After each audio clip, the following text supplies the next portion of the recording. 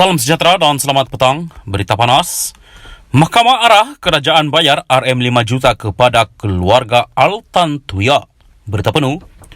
Mahkamah Tinggi Shah Alam memerintahkan kerajaan dan 3 yang lain membayar RM5 juta kepada keluarga mendiang warga Mongolia Altantuya Shirabu yang dibunuh pada 2006. Keputusan Hakim Mahkamah Sivil Wazir Alam Maidin Maera yang memihak kepada keluarga Altantuya pagi ini dibuat 15 tahun selepas tindakan sivil difailkan pada 2007. 3 plaintiff, Sharibu Sitiv dan Altan Seg Sanja yang merupakan bapa dan ibu mendiang serta abang Altantuya, Monggun Syahagai, Bayar Jargal memfailkan saman RM100 juta ringgit. Saman itu menyasarkan 2 bekas anggota unit tindakan khas UTK, Azila Hadri dan Sirul Azhar Umar serta penganalisis politik Abdul Razak Baginda dan Kerajaan Malaysia. Altantuya dibunuh pada Oktober 2006 dan mayatnya diletupkan dengan bahan letupan grade tentera.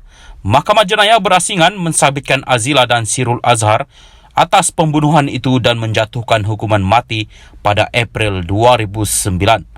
Bagaimanapun, Mahkamah Jenayah membebaskan Razak daripada tuduhan bersubahat dengan pembunuhan itu tanpa dipanggil pembelaannya pada Oktober 2008.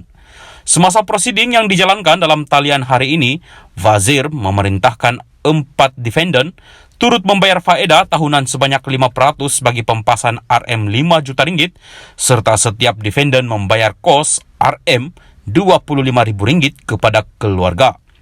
Wazir yang sebelum ini dinaikkan ke Mahkamah Rayuan tetapi hari ini mempengerusikan kes Mahkamah Tinggi memutuskan bahawa keluarga Altantuya berjaya membuktikan saman sivil mereka terhadap 4 defendant berdasarkan imbangan kebarangkalian. Hakim berkata bahawa kedua-dua bekas pegawai polis itu terbukti telah membunuh dengan kejam. Si mati dalam perbuatan membunuh yang menyalahi undang-undang berdasarkan keterangan beberapa saksi untuk keluarga itu. Wazir berkata keterangan Ketua Jabatan Forensik Hospital Kuala Lumpur, Dr. Muhammad Shah Mahmud, menunjukkan bahawa Altantuya ditembak dan diletupkan dengan bahan letupan yang diikat pada badannya yang telanjang dengan letupan kuat yang menyebabkan serpihan daging dan tulang bertaburan di pelbagai tempat di kawasan hutan di puncak alam.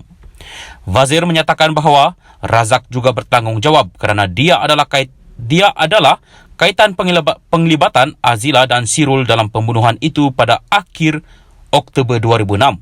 Hakim menegaskan 2 bekas anggota polis itu tidak mengenali mangsa jika tidak kerana Razak meminta bantuan daripada Azila untuk menangani isu Altantuya cuba bertemu Razak di rumahnya Razak.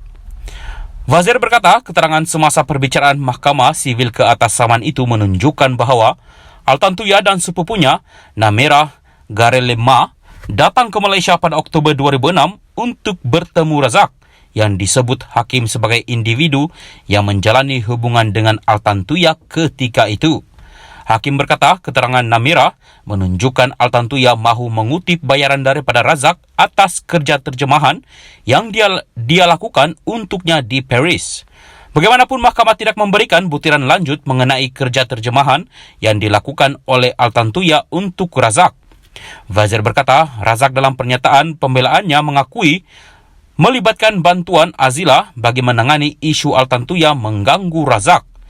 Defendant pertama dan kedua, Azila dan Sirul, tidak mengenali si mati sebelum tarikh 19 Oktober 2006 ketika 2 bekas polis itu bertemu Altantuya di luar rumah Razak dan mengiringinya pergi. Terdapat motif yang boleh dilihat untuk defendant pertama dan kedua meletupkannya dengan bahan letupan grade tinggi. Satu-satunya kaitan antara defendant pertama dan kedua dengan si mati ialah defendant ketiga Razak, kata Wazir. Hakim itu juga berkata kerajaan yang merupakan defendant keempat bertanggungjawab secara wakil atas tindakan menyalahi undang-undang Azila dan Sirul yang menggunakan sumber pasukan polis.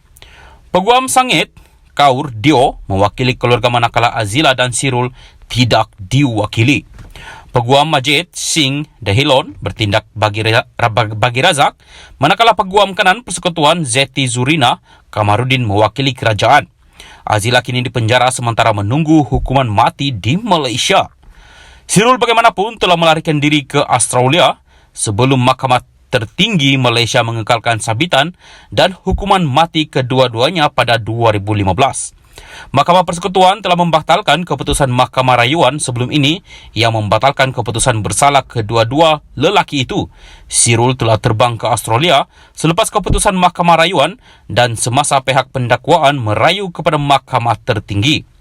Sirul kini berada di bawah jagaan pihak berkuasa Australia yang mempunyai dasar untuk tidak menghantar pulang sesiapa yang menghadapi hukuman mati di negara asal.